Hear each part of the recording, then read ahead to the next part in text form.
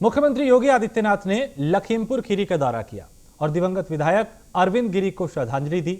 अरविंद गिरी के परिजनों से भी मुलाकात की और गोला गोकर्णनाथ पहुंच के सीएम ने मुलाकात की और बीजेपी विधायक अरविंद गिरी का हार्ट अटैक से निधन हुआ था, उनके परिवार से मिलकर उन्हें सांत्वना दी।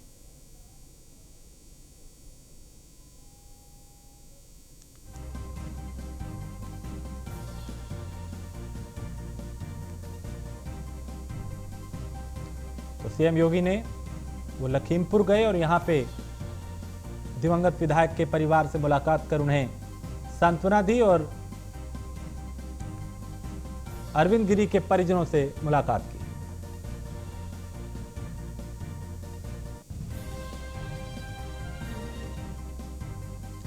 तो बीजेपी एमएलए अरविंद गिरी का हार्ट अटैक की वजह से निधन हुआ था।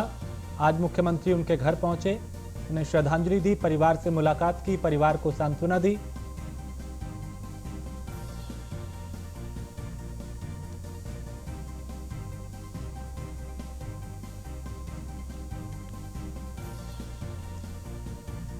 तो गोला गोकर्णनाथ पहुंच के सीएम योगी ने परिवार से मुलाकात की, दिवंगत विधायक को श्रद्धांजलि दी और परिवार से मिलकर उन्हें सांत्वना दी। हार्ट अटैक की वजह से विधायक अरविंद गिरी का निधन हुआ था।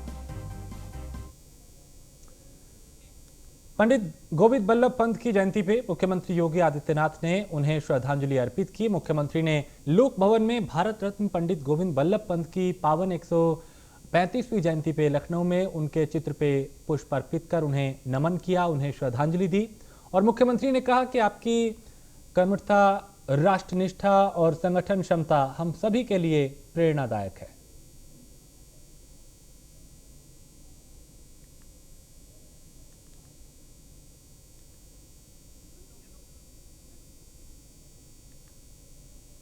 तो गोविंद बल्लभ पंत की 135वीं जयंती, जिस पर मुख्यमंत्री योगी आदित्यनाथ ने उन्हें श्रद्धांजलि दी, उन्हें नमन किया, उनके जीवन पर प्रकाश डाला और कहा कि उनके कदमों पे चलना है, उनके जीवन से प्रेरणा मिलती है।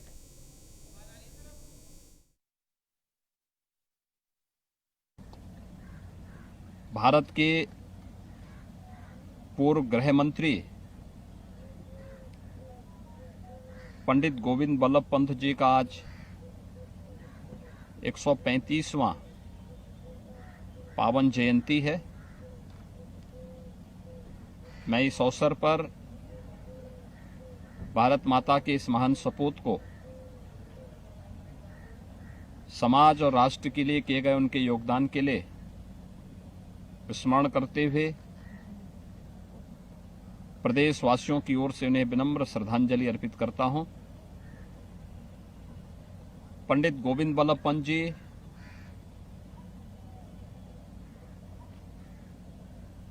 एक महान स्वतंत्रता संग्राम सेनानी थे। राष्ट्रपिता महात्मा गांधी के नेतृत्व में चले देश के स्वाधीनता आंदोलन में उन्होंने बढ़ चढ़ करके भाग लिया था। उनकी कर्मठता, उनकी राष्ट्रनिष्ठा और उनकी संगठन क्षमता को ध्यान में रख करके उन्हें प्रदेश के मुख्यमंत्री पद का दायित्व दिया गया और स्वतंत्र भारत में उत्तर प्रदेश के वे पहले मुख्यमंत्री हुए थे।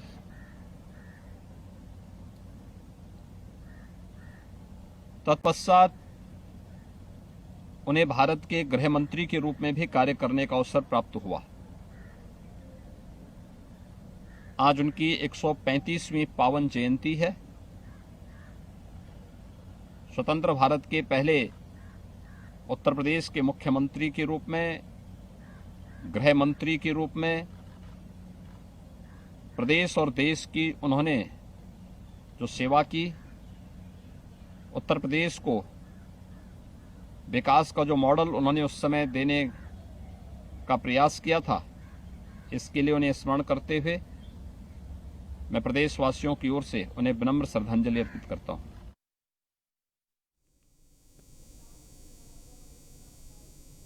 तो प्रदेश के पहले मुख्यमंत्री गोविंद बल्लभ पंत की जयंती पर मुख्यमंत्री योगी आदित्यनाथ ने उन्हें नमन किया, श्रद्धांजलि दी और उनके जीवन पर प्रकाश डाला।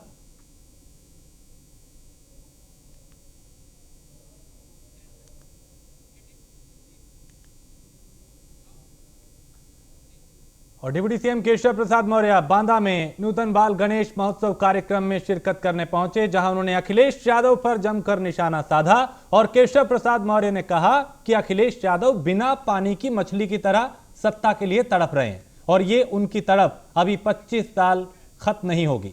उन्होंने कहा कि अखिलेश यादव के कई विधायक हमारे संपर्क में हैं।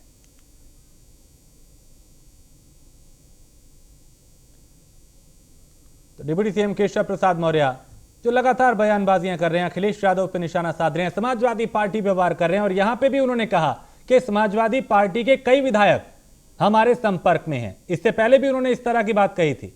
वार पलटवार लगातार जारी है।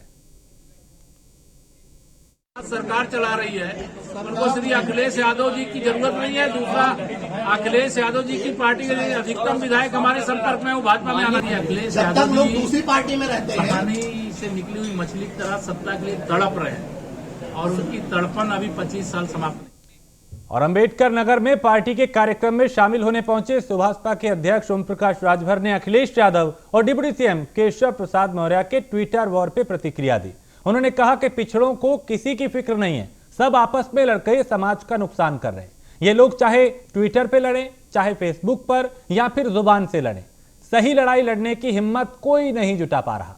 राहुल गांधी की पदयात्रा को लेकर ओपी राजभर ने कहा कि 10 दिन तमिलनाडु में रहेंगे और 2 दिन यूपी में। वहीं सुभाषपा छोड़ने वाले नेताओं की तुलना भस्मासुर से की।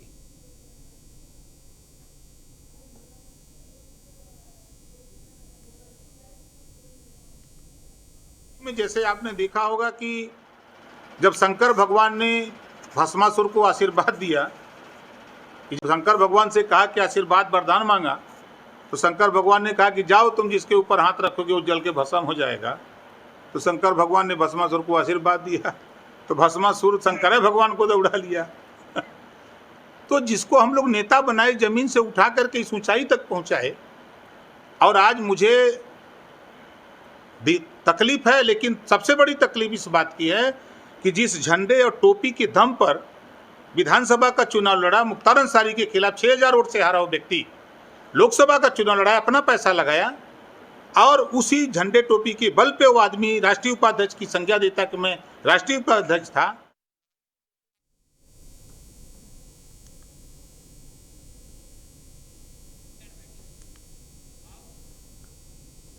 और योगी सरकार में कैबिनेट मंत्री जल शक्ति मंत्री स्वतंत्र देव सिंह ने झांसी का दौरा किया। झांसी में कई परियोजनाओं का स्थलीय निरीक्षण भी किया। इसके बाद जिले के अधिकारियों के साथ समीक्षा बैठक की और मऊरानीपुर पहुंच के नवीन मेला ग्राउंड पे आयोजित मेला जल विहार महोत्सव में अखिल भारतीय कवि सम्मेलन का उद्घाटन भी किया।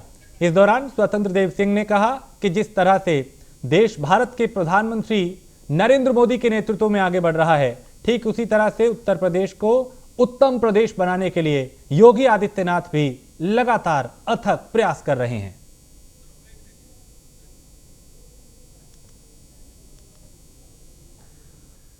प्रदेश के कारागार राज्य मंत्री धर्मवीर प्रजापति ने बाराबंकी जिला कारागार में कैदियों से लंबा संवाद किया और उनकी सोच बदलने की कोशिश की। मंत्री का खास फोकस ऐसे युवा कैदियों पर रहा जो 40 साल से कम के थे। धर्मवीर प्रजापति ने युवा कैदियों से संवाद के दौरान उन्हें कुछ टिप्स देते हुए कहा कि कैसे अपराध की दुनिया से बाहर निकला जा सकता है। इसके अलावा उन्होंने गायत्री मंत्र के मंत्रोच्चार से कैदियों की सोच में बदलाव लाने की बात भी कही। उन्होंने कहा कि इसके जरिए बदलाव आ रहा है और आगे भी इससे बदलाव लाया जा सकता है।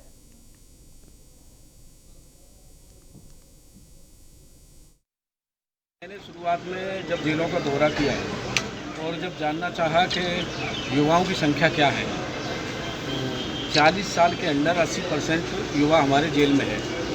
युवा हमारे देश का प्रदेश का भविष्य होता है और देश का प्रदेश का भविष्य न बन पाए तो अपने घर का भविष्य होता है। फिर मुझे चिंता हुई कि 70% 80% युवा जेल में है, तो उन परिवार की स्थिति क्या होती होगी। साल 2003 से दुनिया भर में आत्महत्याओं को रोकने के लिए विश्व स्वास्थ्य संगठन ने वर्ल्ड सुसाइड प्रिवेंशन डे मनाने की शुरुआत की। क्या आप जानते हैं सुसाइड डे राह पे बढ़ने का सबसे ज्यादा आखिर इसका कारण क्या है, यानी लोग आत्महत्या क्यों कर रहे हैं, इसका कारण क्या है? अगर नहीं तो आपको हम एक रिपोर्ट दिखाते हैं, इसके जरिए बहुत कुछ समझा जा सकता है। ये रिपोर्ट देखिए।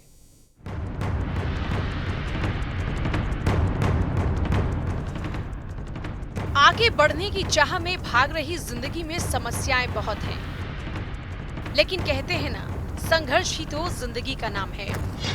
इस रेस में आगे बढ़ने की चाह में अपनी जिंदगी जीना ही आज इंसान भूल रहा है, तभी बढ़ रहे हैं आत्महत्या के मामले। आपको जानकर हैरानी होगी कि दुनिया में हर 4 सेकंड में एक व्यक्ति आत्महत्या कर लेता है।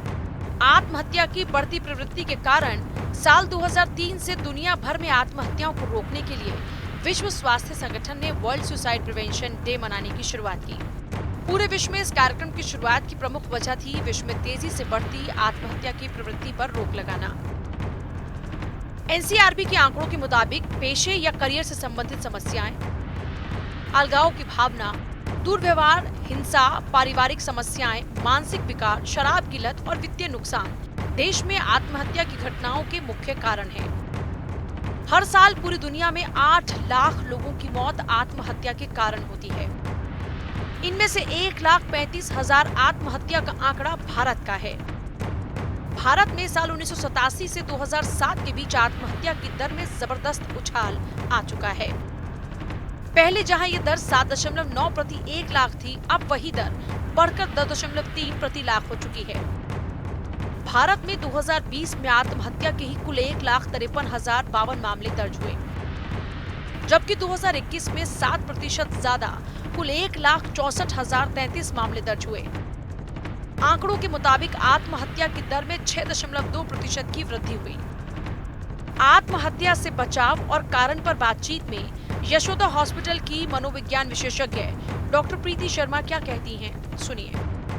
सुसाइड के आइडेंटिफाइंग फैक्टर हो सकते हैं कि व्यक्ति अगर परेशान है, स्ट्रेस है किसी चीज़ को लेकर, या व्यक्ति के जीवन में कुछ भी उतार चढ़ाव आ रहे हैं। बहुत सारी बीमारियों में सुसाइड जैसा लक्षण देखा जाता है, जैसे कि डिप्रेशन है, बाइपोलर डिसऑर्डर है, या मनोविदलता जिसको हम स्किज़ोफ्रेनिया बोलते हैं, सब्सटेंस यूज डिसऑर्डर है। तो इन डिसऑर्डर्स में अक्सर सुसाइड जैसे लक्षण या साइन पाए जाते हैं। तो हमें पता कैसे लगे कि व्यक्ति सुसाइडल है? पहले तो व्यक्ति की बातों से आप आइडेंटिफाई कर सकते हैं। व्यक्ति के शारीरिक और व्यवहारिक लक्षणों में परिवर्तन आ जाता है, जैसे व्यक्ति बहुत ज़्यादा चिड़चिड़ा हो गया है, गुस्सा ज़्यादा करने लग गया है, बहुत नेगेटिव बातें करते हैं। इस प्रकार के व्यक्ति ऐसी बातें करते हैं जैसे कि वो अपने आप को बोझ समझने लग जाते हैं। बोलते हैं कि मरने के बाद शायद ये सब कुछ सही हो जाएगा, मेरे मरने के बाद यहाँ से कूद जाऊँगा मैं तो कैसा होगा, कोई बचता है या नहीं बचता, कुछ इस प्रकार की बातें करते हैं। बिल्कुल निराशाजनक बातें करते हैं, हेल्पलेस फील करते हैं, होपलेस फील करते हैं। उनको लगता है कि भविष्य में कुछ भी सही नहीं हो पाएगा। ये लोग एकदम सोशली डिटैच हो जाएंगे, बिल्कुल अलग अलग अकेले अकेले रहने लग जाएंगे। बहुत छोटी छोटी सी बातों पे बहुत ज़्यादा गुस्सा और एग्रेशन दिखाएंगे। अब प्रिवेंटिव मेजर्स के बारे में बात करें तो सुसाइड की रोकथाम कैसे हो सकती है? बोलने के जो हमारा तरीका है उसमें हम कुछ ऐसा बोलें जिससे सामने वाले व्यक्ति को मोटिवेटेड फील हो। हम अपने दोस्त अगर हमसे सुसाइड की बातें करते हैं तो उनको क्रिटिसाइज़ ना करें, उनको चैलेंज ना करें कि आप सुसाइड कर लेंगे या आप ऐसी गलत बातें कर रहे हैं, उनको छोड़ दें। जबकि हमें अगर कोई व्यक्ति इस प्रकार के विचार व्यक्त कर रहा है तो हमें उससे बात करनी चाहिए, उसको समय देना चाहिए, उसकी मुसीबतों में उसको हेल्प करना चाहिए, सुनना चाहिए।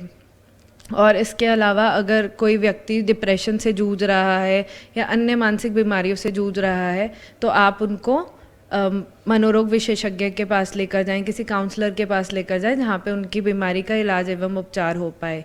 और इसके अलावा मैं एक बहुत महत्वपूर्ण बात यहाँ पे बताना चाहूँगी कि मीडिया के लिए, जैसे अभी हाल ही में बहुत सारे हमारे एक्टर्स हैं या कुछ और बड़े बड़े हस्तियों ने सुसाइड कमिट करी है, जनरली मीडिया इस बात को बहुत ग्लोरीफाई करता है रादर देन कि व्यक्ति ने किस प्रकार से, किस मोड से, किस तरीके से सुसाइड करी है। हम उन सब चीज़ों को बहुत ज़्यादा गंभीरता से या इसको बहुत ज़्यादा हाईलाइट ना करते हुए हम उसके प्रिवेंटिव मेजर्स के बारे में बात करें तो ज़्यादा बेहतर है।